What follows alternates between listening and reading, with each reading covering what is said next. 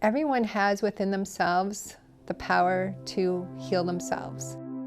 They don't need it to come from outside of them, but they have the social and emotional intelligence, they have the perception, they step into their power here beside a 1,000-pound horse, and they discovered exactly how powerful they are, and that they can become leaders, and that they've got the strength that they need to overcome anything. And that's huge.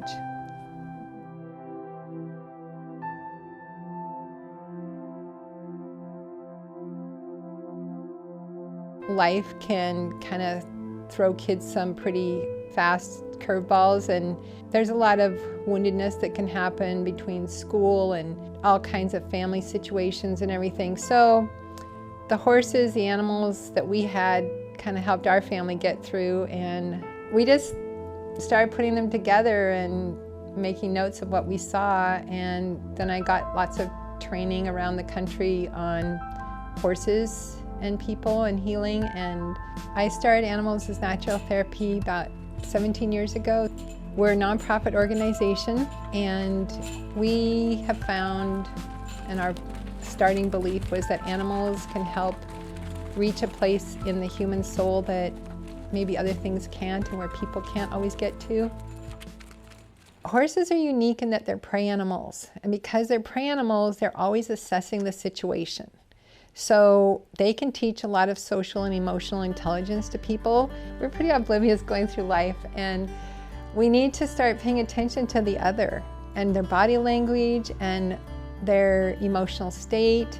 And the horses help us. They're paying attention to that with us. So we learn to pay attention to that when we're in their space and when we're interacting with them.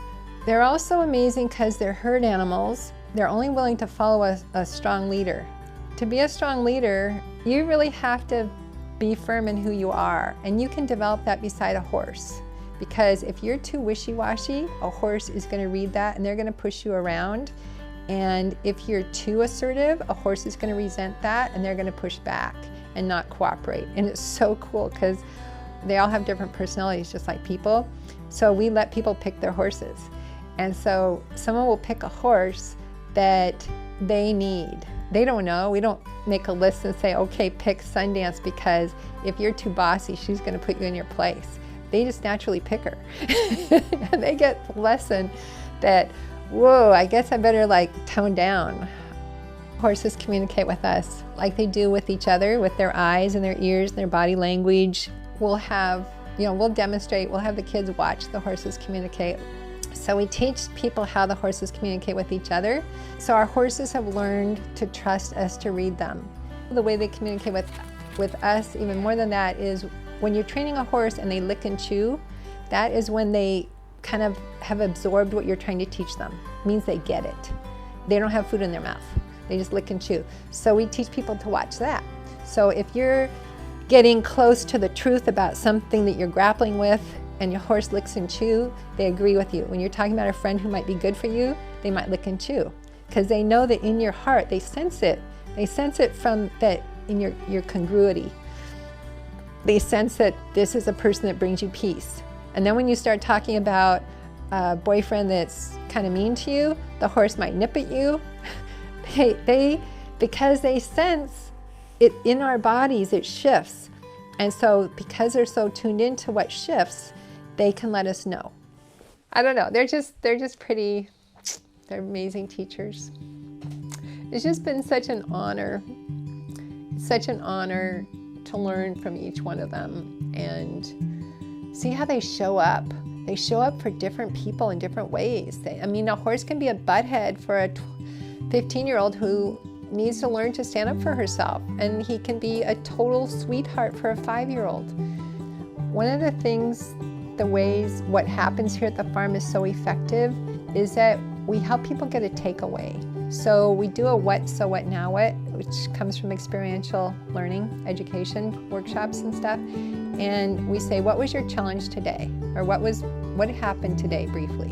And how did you handle it? What did you, what'd you think about it? What'd you feel about it? What'd you do about this challenge? And then where else in your life can you use that learning? And that's been so powerful for kids to decide to start applying themselves at school, decide that they're going to figure out a new way to get along with their parents, decide to forgive themselves, it's huge. So that takeaway is a very powerful part of what we do. People I run into, they don't forget their lessons that they learned here. They don't forget how they felt about this place. They don't forget, and it's a lifelong lesson, which is really special.